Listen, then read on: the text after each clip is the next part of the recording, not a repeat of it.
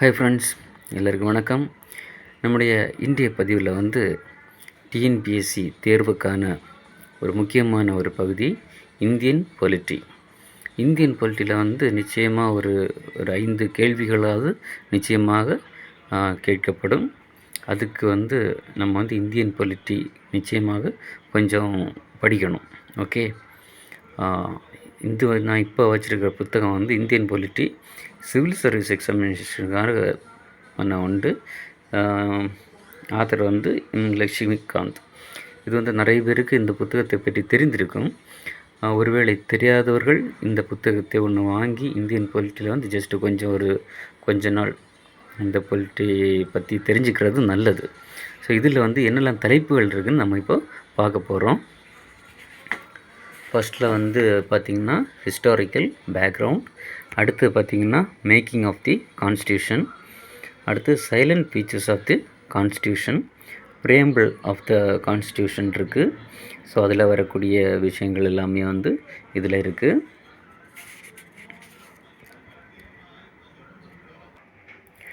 அடுத்து பார்த்திங்கன்னா union and its territory, அது யூனியன் ஸ்டேட்ஸு பார்லிமெண்ட் அதனுடைய விஷயங்கள், சிட்டிசன்ஷிப் மீனிங் சிக்னிஃபிகேஷன் அந்த விஷயங்கள் இருக்குது. ஃபண்டமெண்டல் ரைட்ஸ், இந்த ஃபண்டமெண்டல் ரைட்ஸ் நம்ம முழுமையாக கொஞ்சம் பார்க்கணும்.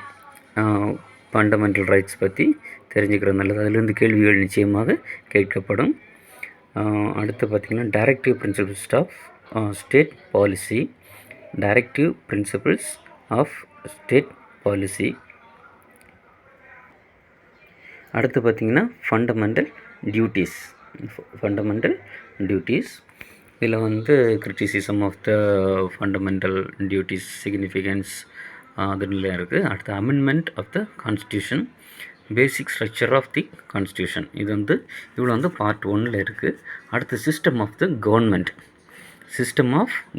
இதில் என்னெல்லாம் இருக்குது அப்படின்னா பார்லிமெண்ட்ரி சிஸ்டம், பார்லிமெண்ட்ரி எப்படி ஒர்க் ஆகுது அப்படிங்கிறது நம்ம கொஞ்சம் தெரிஞ்சுக்கலாம். Parliamentary system, federal system, federal features of the constitution, unitary features of the constitution, critical evaluation of the federal system, இவ்வளவும் அதில் இருக்குது.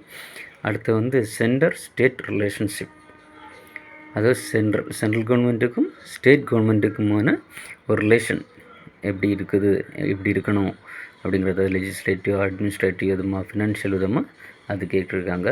அதை பற்றியான பதிவுகள், அதை பற்றியான விஷயங்கள் இதில் இருக்குது. இன்டர் ஸ்டேட் ரிலேஷன், ஒரு ஸ்டேட்டுக்கும் இன்னொரு ஸ்டேட்டுக்குமான ரிலேஷன், இன்டர் ஸ்டேட் ரிலேஷன்ஸ் இருக்குது. அடுத்து emergency provisions, national emergency, financial emergency எல்லாம் இருக்குது. அதை பற்றி எல்லாம் விஷயங்கள் இருக்கும். பார்ட் 3ல் பிரசிடெண்ட், ஒரு பிரசிடெண்ட் எப்படி எலெக்ட் பண்ணணும், அவருக்கு என்னெல்லாம் குவாலிஃபிகேஷன் இருக்கணும், term, impeachment, vacancy, powers, functions of the president, vote of power of the president, ordinance making power, இப்படி அதோட ஒரு பிரசிடெண்ட்டுக்கான தகுதிகளில் இதில் இருக்கும். அடுத்து வைஸ் பிரசிடெண்ட் எப்படி இருக்கணும் அப்படிங்கிறது இதில் இருக்கும். வைஸ் பிரசிடெண்ட்டுக்கு அப்புறம் பார்த்திங்கன்னா பிரைம் மினிஸ்டருக்கான appointment, term and salary, powers and functions, role, description, relationship with the president, chief minister who become the prime ministers, இந்த டீட்டெயில் எல்லாம் இருக்கும். அப்புறம் central council of ministers, cabinet minister இருக்காங்களா, சென்ட்ரல் கவுன்சில் ஆஃப் மினிஸ்டர்ஸ், அவங்களுடைய powers, nature, appointment, responsibility, இதெல்லாம் இந்த பக்கத்தில் இருக்கும். அடுத்தது கேபினெட் கமிட்டியோட ஃபீச்சர்ஸ், லிஸ்ட், குரூப், ஃபங்க்ஷன்ஸ் எல்லாம் இருக்கும். அடுத்து பார்லிமெண்ட் எப்படி ஃபங்க்ஷன் ஆகுது, பார்லிமெண்ட்டோடைய 2 houses of the parliament, leaders in parliament sessions, எப்படிலாம் அந்த பார்லிமெண்ட் ஃபங்க்ஷன் ஆகக்கூடியது எல்லாமே பார்லிமெண்ட் அந்த பகுதியில் வந்துடும்.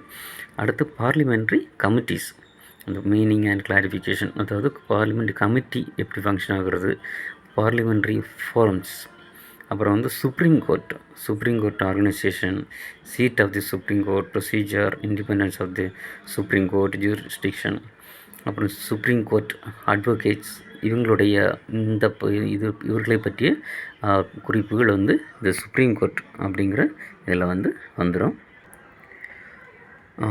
இந்த சூழ்நிலையில் வந்து கேட்கக்கூடிய முக்கியமான ஒரு நோட்ஸ் வந்து governor, appointment of the governor, conditions of the governor's office. இந்த கவர்னர் பற்றி இந்த இதில் வந்து ஒன்று தெரிஞ்சு வச்சுக்கிறது நல்லது. அப்புறம் வந்து சீஃப் மினிஸ்டர் பற்றியான செய்திகள், state council of ministers, state legislature, இதுகளை பற்றியான செய்திகள், high court, subordinate courts, high court, subordinate court பற்றியெல்லாம் கேள்விகள் கேட்பதற்கு நிறைய வாய்ப்புகள் இருக்குது. அப்புறம் பார்த்திங்கன்னா இந்த பக்கம் special status of Jammu Kashmir பற்றி இருக்குது. அது இப்போது இது முன்னாடி இருந்தது, இப்போ உள்ள மாற்றங்கள் பற்றி தெரிந்து கொள்வது நல்லது. அது special professions for some state, இதெல்லாம் வந்து சில ஸ்டேட்டுக்கு இருக்கக்கூடிய தனிப்பட்ட ஒரு ப்ரொஃபஷன்ஸ் பற்றியான செய்திகள் இருக்குது. அது இதெல்லாம் பார்த்திங்கன்னா மகாராஷ்டிரா, குஜராத், நாகாலாந்து, அஸ்ஸாம், மணிப்பூர், ஆந்திர பிரதேஷ், சிக்கிம், மிசோரம், அருணாச்சல் பிரதேஷ் அண்ட் கோவா, அப்புறம் கர்நாடகா, இதுக்கெல்லாம் வந்து ஸ்பெஷல் ப்ரொவிஷன்ஸ் என்னெல்லாம் இருக்குது அது பற்றி தெரிந்து கொள்ளலாம். பஞ்சாயத்து ராஜ், இதுலேருந்து கண்டிப்பாக ஒரு கேள்வி நிச்சயமாக வரும், அதை பற்றியும் நீங்கள் இதில் வந்து தெரிந்து கொள்ளலாம். முனிசிபாலிட்டியில் உள்ள என்னென்ன ஃபங்க்ஷன்ஸ் பற்றி தெரிந்து கொள்ளலாம். அப்புறம் பார்ட் 6 அப்படின்ல union territories and special areas. Union டெரிட்டரினா என்ன, அதனுடைய அட்மினிஸ்ட்ரேஷன், கிரியேஷன், அது பற்றியான செய்திகள். ஷெட்யூல்டு அண்ட் ட்ரைபல் ஏரியாஸ், அது எந்தெந்த ஏரியா இருந்து ஷெட்யூல்டு ட்ரைபல் ஏரியாஸ் அது எப்படி அட்மினிஸ்ட்ரேட் பண்ணுறாங்க அப்படிங்கிறத பற்றியும் இதில் வந்து நம்ம தெரிஞ்சுக்கலாம். இப்போ இந்த சூழ்நிலை இருக்கக்கூடிய கான்ஸ்டியூஷனல் பாடிஸ், எலெக்ஷன் கமிஷன், அது பற்றின செய்திகள். Union public service commission, state public service commission, finance commission, national commission for எஸ்சிஎஸ், நேஷ்னல் கமிஷன் ஃபார் எஸ்டிஎஸ், இதை பற்றியான செய்திகள். அப்புறம் வந்து special officer of linguistic minorities, comptroller and auditor general of India, இதுவும் வந்து முக்கியமாக கண்டிப்பாக ஒரு கேள்வி இதை பற்றி இதிலேருந்து வரும். அட்டர்னி ஜெனரல் ஆஃப் இந்தியா, இதிலேருந்தும் ஒரு கேள்வி கண்டிப்பாக வரும். அது யார், இதுக்கு முன்னாடி இருந்தவங்க யார், அப்படி அவருடைய குறிப்பிட்ட அந்த பெயர்கள் வந்து கேட்டுக்கலாம். Advocate general of the state, இதை பற்றி இந்த 3 தலைப்பிலிருந்து ஒரு கேள்வி நிச்சயமாக வரும்.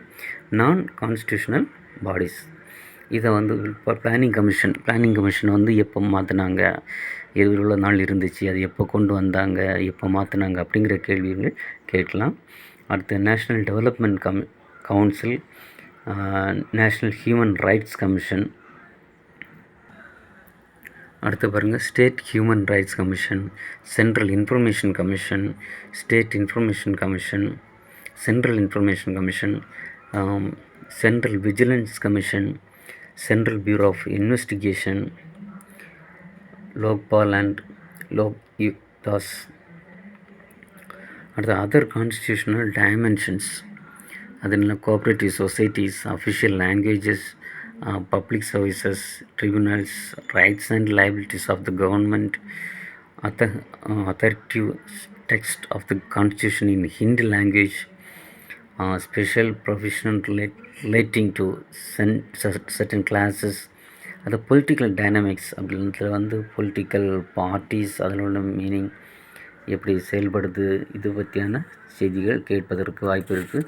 எல்லாம் நம்ம படிக்க முடியலைனாலும் இது வந்து சிவில் சர்வீஸ் எக்ஸாமுக்கு ப்ரிப்பேர் பண்ணுறவங்களுக்கு இதெல்லாம் வந்து நிச்சயமாக தேவைப்படும். நம்ம டிஎன்பிஎஸ்சிக்கு வந்து சில முக்கியமான பகுதிகளை நம்ம வந்து கண்டிப்பாக இதிலேருந்து படிக்கணும். ஏன்னா பொலிட்டிக்கலில் வந்து கண்டிப்பாக ஒரு கேள்வி நிச்சயமாக வரும் பொலிட்டிக்ஸில். அடுத்து பார்த்திங்கன்னா election system, election machinery, election process கண்டிப்பாக படித்து வச்சுருக்கீங்க. ஏன்னா எலெக்ஷன் டைம் இது. அடுத்து எலக்ட்ரல் ரீஃபார்ம்ஸ், அதை பற்றி தெரிஞ்சுக்கிறது நல்லது.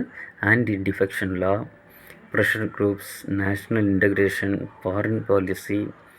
அப்புறம் 6ல் வந்து நம்ம national commission to review the working of the constitution, இவ்வளோ இருக்குது.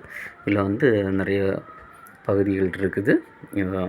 இதோட வந்து இந்த இந்தியன் பொலிட்டியில் மேஜரான பகுதிகள் வந்து நம்ம பார்த்துட்டோம். மீண்டும் இந்தியன் பொலிட்டிக்கில் வந்து நம்ம இந்த தலைப்புகள் மட்டும்தான் பார்த்துருக்குறோம். இந்தியன் பொலிட்டிக்கில் இந்த தலைப்புகள் போக மீதி இன்னும் இருந்தால் நம்ம வந்து தெரிஞ்சுக்கிறது நல்லது. அது வந்து இப்போதைய சூழலில் தேவைப்படக்கூடிய முக்கியமான விஷயங்களை தெரிந்து கொண்டு நம்ம அதற்கேற்றபடி தயார் செய்து தேர்வுக்கு சென்றால் வெற்றி நிச்சயம். ட்ரை பண்ணுங்கள் ஃப்ரெண்ட்ஸ். நன்றி, வணக்கம்.